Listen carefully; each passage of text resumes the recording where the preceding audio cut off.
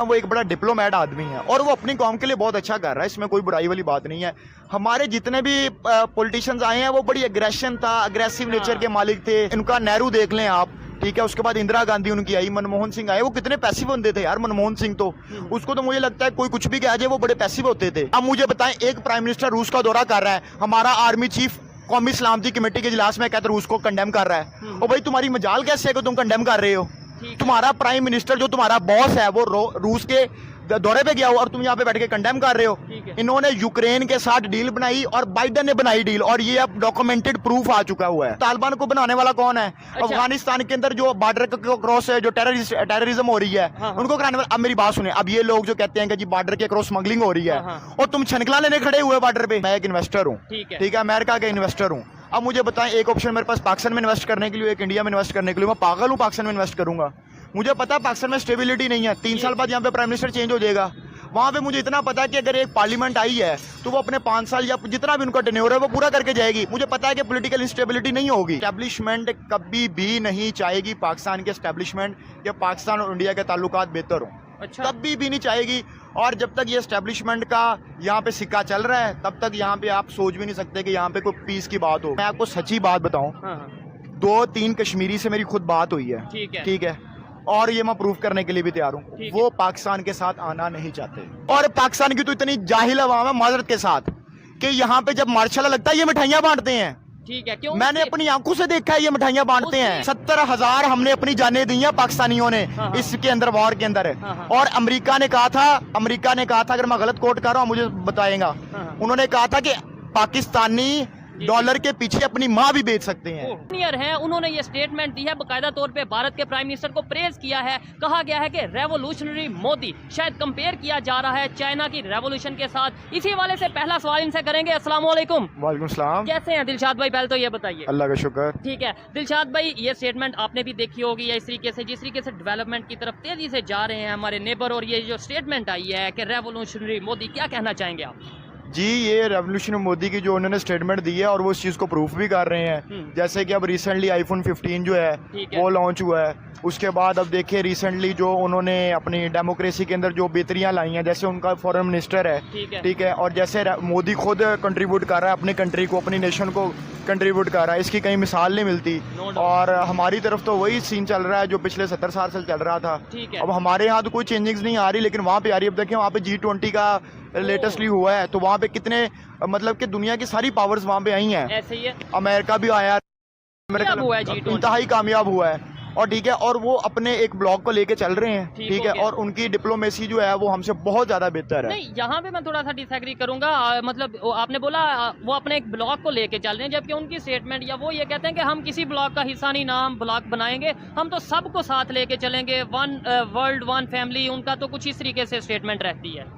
नहीं देखिए, वो जाहिर है बात करने में तो यही कहते हैं कि हम सबको साथ लेके चलेंगे। कोई भी कंट्री खुलेआम तो नहीं ना कहता कि हम इस ब्लॉक में हैं या उस ब्लॉक में हैं, लेकिन उनकी ये अच्छी बात है कि जहाँ पे उनको अपने मुल्क का फायदा नजर आता है वो उसी तरफ मूव कर जाते हैं। और होना भी ऐसे ही चाहिए कि अगर आपको अपने मुल्क का, अपने कंट्री का कहीं गेंस मिल रही हैं तो आप वहीं पे जाएं, बजाय आपके एक ब्लॉक को लेके चलें। ब्लॉक का मकसद बेसिकली ये होता है कि आप अपने इंटरेस्ट को प्रोटेक्ट करते हैं, ठीक है। अगर आपका ब्लॉक आपके इंटरेस्ट को प्रोटेक्ट नहीं कर पा रहा तो आप छोड़ दें, ऐसे ही है, आप कहीं और शिफ्ट हो जाएं, ताकि आप बेसिकली जो भी मुल्क का प्राइम मिनिस्टर है या कंट्री का कोई भी फॉरेन मिनिस्टर है, उसका बेसिक जो पर्पज है या बेसिक ड्यूटी उसकी है कि अपनी कंट्री के इंटरेस्ट को प्रोटेक्ट करना। डेफिनेटली, ठीक है। अगर चाहे जिस भी कंट्री के साथ उसके रिलेशन बेहतर करे या रिलेशन बेहतर ना करे, अपने कंट्री को जो सा वो आगे लेके जाए। बिल्कुल इस तरह, इसमें कोई शक नहीं है। ठीक है। अच्छा, जैसे G20 कामयाब हुई, इसके अलावा अभी जिस तरीके से स्टेटमेंट आ रही है यूएस के जो उनसे बिलियनियर हैं, जो वहाँ के बिजनेसमैन हैं, टाइकून है, वो ये कह रहे हैं, आपको क्या लगता है कि चाइना जिस स्पीड से रेवोल्यूशन की तरफ आया, जिस तरीके से डेवलपमेंट की तरफ आया,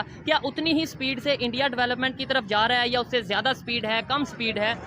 मेरे ख्याल में उससे ज्यादा स्पीड चल रही है इसकी। और दूसरा, उनको अपनी जो पॉपुलेशन है उसका भी बड़ा एज उठा रहे हैं, ठीक है। और तीसरे नंबर पे वहाँ पे जो IT इंडस्ट्री का बूम है, ठीक है, वो भी उनको बहुत ज्यादा हेल्प कर रहा है। और चौथे नंबर पे वहाँ पे उनकी डेमोक्रेसी जो है वो बड़ी स्ट्रांग है। ये सबसे इंपॉर्टेंट होती है डेमोक्रेसी, और ऊपर से उनकी स्टेबिलिटी है। अब देखें ना, एक एग्जांपल मैं देता हूँ। मैं एक इन्वेस्टर हूँ, ठीक है, अमेरिका का इन्वेस्टर हूँ। अब मुझे बताएं, एक ऑप्शन मेरे पास पाकिस्तान में इन्वेस्ट करने के लिए, एक इंडिया में इन्वेस्ट करने के लिए। मैं पागल हूँ पाकिस्तान में इन्वेस्ट करूंगा? मुझे पता है पाकिस्तान में स्टेबिलिटी नहीं है, 3 साल बाद यहाँ पे प्राइम मिनिस्टर चेंज हो जाएगा। वहाँ पे मुझे इतना पता है कि अगर एक पार्लियामेंट आई है तो वो अपने 5 साल या जितना भी उनका टेन्योर है वो पूरा करके जाएगी। मुझे पता है कि पॉलिटिकल इंस्टेबिलिटी नहीं होगी। ऐसे ही है। यहाँ पे एक गवर्नमेंट आती है, वो एक रूल अप्लाई करती है और दूसरी जो है तो उसको डाइवर्ट कर देती है। ठीक है, तो यहाँ पे बिजनेसमैन या इन्वेस्टर जितने भी लोग हैं ना, वहाँ पे यहाँ पे इन्वेस्ट कर नहीं सकते, ना ही वो करना चाहते हैं इन्वेस्ट। अब मुझे बताएं कि कौन सी पिछले 2-3 सालों में जब से ये इन्होंने नो कॉन्फिडेंस मूव से इमरान खान को बाहर निकाला, मुझे बताएं एक बड़ी इन्वेस्टमेंट आई हो आपके मुल्क में? नहीं, कोई नहीं आई। और जब आपके इंडिया के अंदर अब एलोन मस्क का मैं अगले दिन सुन रहा था, वो कहता है कि मैं मोदी का फैन हूँ। ऐसे ही है। एलोन मस्क दुनिया का सबसे बड़ा बिजनेसमैन, सबसे बड़ा अमीर तरीन आदमी है जी। ठीक है, अगर वो वहाँ पे अगर एलोन मस्क का एक ये कहना भी बड़ी बात है, क्योंकि यहाँ से मार्केट ऊपर उठेगी। ऐसे ही है। ठीक है, अब यहाँ पे देखिए अक्सर लोग ये जो ट्रेडिंग वगैरह करते हैं, बिटकॉइन वगैरह करते हैं, एलोन मस्क की एक स्टेटमेंट के ऊपर बिटकॉइन की क्या सिचुएशन चली जाती है। यही चीज है। ऐसे ही तो है। क्या एक कंट्री को ये फर्क नहीं पड़ेगा कि एक दुनिया का सबसे बड़ा बिजनेसमैन वो ये बात कर रहा है कि मैं मोदी का फैन हूँ? हालांकि वो ये बात इसलिए कर रहा है क्योंकि वो जाहिर है बहुत बड़ी मार्केट है इंडिया, लेकिन फिर भी उसको कुछ ना कुछ वहाँ पे नजर आ रहा है। आप मुझे बताएं कि हमारे यहाँ हमारे पाकिस्तान के बारे में कोई कंट्री ऐसी बात कर रहा है? कोई भी नहीं कर रहा, ठीक हो क्योंकि गया। हमारे यहाँ पॉलिटिकल स्टेबिलिटी नहीं है। स्टेबिलिटी नहीं है। इवन बात करना तो दूर की बात, लोग जो आना चाह रहे थे, इवन सऊदीया के अगर प्रिंस की बात करें, मोहम्मद बिन सुलेमान की बात करें, उन्होंने यहाँ पे आना था, विजिट करना था, उन्होंने विजिट कैंसिल कर दिया। अच्छा ये बताएं, अक्सर आजकल ये चल रहा है, नो डाउट वो अपने कंट्री के लिए, इंडिया के प्राइम मिनिस्टर मोदी जी बहुत एफर्ट कर रहे हैं, बहुत काम कर रहे हैं, लेकिन क्या आज इंडिया जिस पोजीशन पे है, भारत जिस पोजीशन पे है, सिर्फ ये एक प्राइम मिनिस्टर की वजह से है कि इसके पीछे प्रॉपर एक एफर्ट है, या प्रॉपर टीम है, या उनके लोगों का भी कोई ना कोई रोल है? ये सर 70 साल की स्ट्रगल है। उनमें से 2-3 इंपॉर्टेंट फैक्टर्स जो हैं, एक तो उन्होंने अपना एजुकेशन सेक्टर इंप्रूव किया है। ठीक है, और उसका सबूत आपको मिलता भी है कि जितनी मल्टीनेशनल कंपनीज हैं वहां पे आपको इंडियंस मिलते हैं। ऐसे ही है। दूसरा, उन्होंने अपनी डेमोक्रेसी को लेके चले हैं, डेमोक्रेसी उनकी प्रिवेल की है और आज उनको उनके सम्राट मिल रहे हैं। बिल्कुल ऐसे ही ठीक है। तीसरे नंबर पे उन्होंने नेपोटिज्म जो है उसके ऊपर भी काबू पाया है। अब देखें उनका जो ये डॉक्टर जयशंकर गालिबन फॉरेन मिनिस्टर का नाम है। ठीक है, अब वो देखें एक प्रॉपर एक प्रोसेस के थ्रू ऊपर आया है।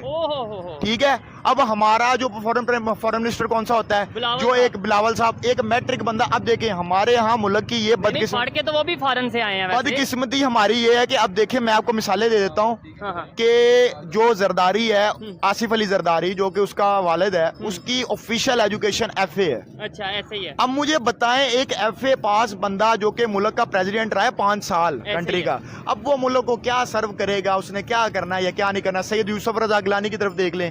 हमारे दिलशाद भाई, इधर मैं एक बात देखने में भी मैं ये गलत पॉइंट हो मेरा, लेकिन मुझे ऐसा लगता है कि एजुकेशन नो डाउट मैटर करती है, एक्सपीरियंस नो डाउट मैटर करता है, लेकिन कहीं ना कहीं नीयत भी मैटर करती है। वरना अगर इंडिया के प्राइम मिनिस्टर जो इससे मौजूदा प्राइम मिनिस्टर है, उनके बारे में तो पाकिस्तान में नो डाउट उनकी क्वालिफिकेशन है, MA पॉलिटिक्स उनकी क्वालिफिकेशन बताई जाती है, जो हम देखते हैं आर्ट्स एंड पॉलिटिशियन, इस तरीके पॉलिटिक्स। लेकिन ये है कि कहा तो ये जाता था जी चाय वाला बन गया, चाय वाला बन गया, आज वही चाय वाला वो कहाँ चला गया, चांद वाला बन गया आज तो वो। तो फिर इसका मतलब है नीयत का भी कहीं ना कहीं अमल होता है। जी बिल्कुल, अगर वो चाय वाला था तो उसकी तो ये क्वालिटी है ना कि एक छोटे लेवल पे शुरू करके उसने अपने मुल्क को कहाँ पे कहाँ पहुंचा दिया है।